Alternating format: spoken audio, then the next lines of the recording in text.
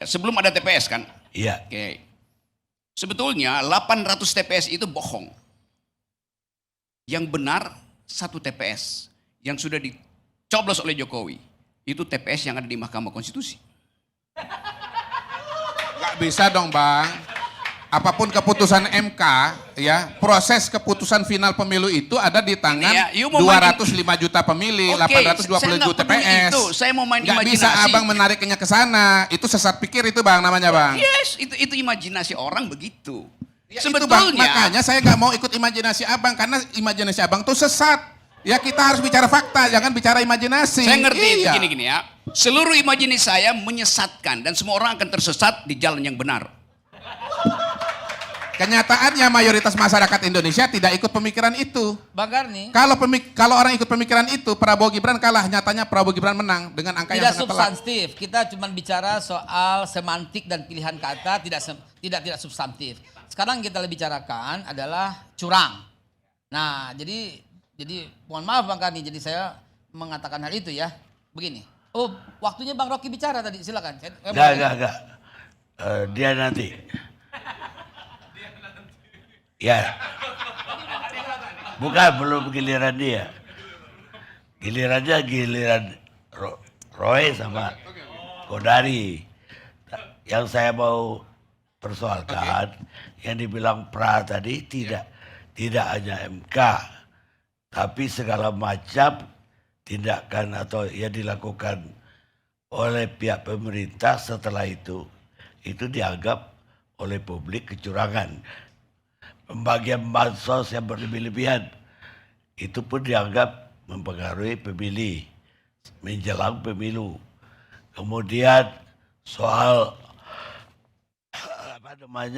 kecurangan ketika kampanye,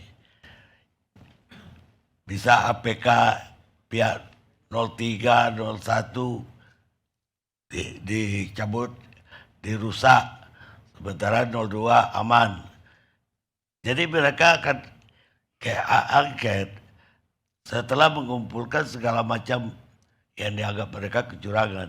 Iya. Ini saya lagi jawab ya Bang. Iya. Oke, jadi begini Bang. Begini, kalau soal di MK ya, saya berpendapat bahwa itu adalah pengadilan mengenai norma ya. Dan karena itulah kemudian maka itu berlaku buat siapa saja ya. Pada titik itu saya berbeda dengan Bang Rocky ya, itu satu. Yang kedua, kalau saya sebetulnya menilai Pilpres kali ini sebetulnya adalah kembali kepada masing-masing calon bagaimana dia membangun relasi dan persepsi publik terhadap Pak Jokowi. Pak Jokowi ini hanya menjalankan tugas saja sebagai presiden, sebagai kepala negara, sebagai kepala pemerintahan, sebagaimana yang dia jalankan selama 2-3 tahun, 5 tahun, 9 tahun dia berkuasa. Dia bangun jalan, dia bangun jembatan, kalau sudah selesai diresmikan. Apa yang salah dengan itu? Ya toh? Dia memberikan bantuan kepada masyarakat. Ini bantuan sudah berjalan sekian tahun. Misalnya dalam 4 tahun terakhir ada yang namanya kartu sembako murah. Ada bantuan PKH. Ada bantuan apalagi kartu prakerja misalnya. Kemudian ada El Nino. Karena El Nino kemudian ada masalah air, ada masalah panen, lalu Pak Jokowi memberikan bantuan sosial kepada masyarakat untuk membantu masyarakat. Jadi Pak Jokowi hanya menjalankan tugasnya seperti biasa Pak sebagai presiden. Nah kemudian kenapa ada yang dapat suara banyak, ada yang dapat suara sedikit? Karena memang pusat perhatian masyarakat pada hari ini itu ada Pak Jokowi yang istilah saya itu struktur suara itu. Jadi kunci dari Pilpres 2024 itu teman-teman sekalian adalah bagaimana rakyat melihat di antara 3 calon ini siapa yang mau melanjutkan Pak Jokowi, siapa yang antitesisnya terhadap Pak Jokowi. Nah, kalau orang yang mendekat kepada Pak Jokowi mau melanjutkan Pak Jokowi karena rakyat suka dengan Pak Jokowi, maka rakyat akan memberikan suara kepada orang itu yang namanya Prabowo Gibran. Tetapi untuk mereka yang menolak program Pak Jokowi, tidak mau melanjutkan Pak Jokowi, antitesanya Pak Jokowi, sepertinya Mas Anies, kolamnya cuma 20%, makanya angka surveinya tuh ya sekitar jumlahnya tetap di sekitar 20-an% itu gitu. Dan buat orang yang nggak jelas apakah mendekat ke Pak Jokowi atau lari dari Pak Jokowi, suaranya makin kecil. Kenapa? Karena identitasnya nggak jelas. Jadi sebetulnya ya Yang menentukan nasib Pilpres ini adalah kandidat itu sendiri. Bagaimana dia membangun persepsi terhadap Pak Jokowi. Ya, Jadi kalau- nggak ada soal curang-curangan Bang ini Bang. Gini. Presiden menjalankan tugasnya sebagai presiden, lalu tergantung masing-masing calon membangun relasi dengan Pak Jokowi dan itu dievaluasi oleh rakyat, dievaluasi Ya. oleh masyarakat dalam bentuk angka-angka. Ganjar Mahfud dikasih 16, Anies Muhaimin dikasih 24 dan Prabowo Gibran dikasih 58. Oke, gini. Itulah Pak- yang Pak- menjelaskan situasi Gini sekarang Bang ini. Ari, kalau saya sih terserah hasilnya seperti apa. Cuman sekali lagi saya kembali ke awal. Saya yang tidak rela aja Pak Kodari itu teknologi kemudian dibungkus untuk menambah kesalahan atau bahkan ditambah kecurangan.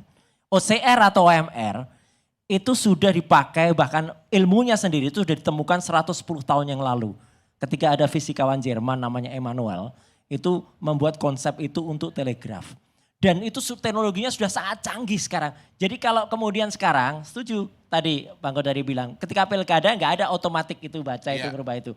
Ya udah itu aja yang dipakai. Kenapa sekarang tiba-tiba ada celah yang kemudian bisa digunakan dan itu kemudian dipercaya oleh masyarakat. Nah, itu bahayanya. Ya itulah Bang pertanyaan Kodari. saya Bang, kemana aja Ya. DPR selama ini gitu loh. Ya, justru Bagaimana kemarin pengawasan pada tanya, mereka kan? terhadap program kerja yang dilakukan oleh KPU. Jangan sampai program kerjanya sudah dilaksanakan, yang notabene sudah disetujui Ya udah, oleh DPR, makanya baru makanya kita koreksi dipersoalkan, kan. Bang. Maka KPU kita koreksi, setuju kan kalau KPU diaudit forensik?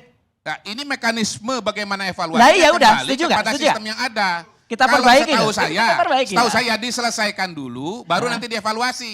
Bukan Iya. dihentikan tengah jalan. Oh enggak biar Bang, biar gini, aja. Bang, Biar aja jadi itu. gini, permintaan untuk menghentikan penghitungan elektronik Iya. begini Enggak, sudah pernah terjadi sebelumnya. Betul, jangan tahun 2009. dihentikan. Jangan dihentikan, itu biar Karena jalan. Pak SBY suaranya tinggi banget, Demokrat tinggi banget. Waktu itu ada permintaan juga untuk dihentikan. Tapi tetap dilaksanakan sampai selesai. Saya setuju Setelah itu biar selesai jalan, baru Bang, tapi dievaluasi. diaudit. Hah? Saya setuju ini biar jalan, manual juga tetap Iya, jalan. selesaikan tapi aja itu dulu, di forensik. baru nanti dievaluasi. Ya, di Kalau forensik. namanya audit, namanya evaluasi silakan saja. Baik. Tapi kembali pada DPR. Tuh, diaudit Baik. lah, audit forensik dulu.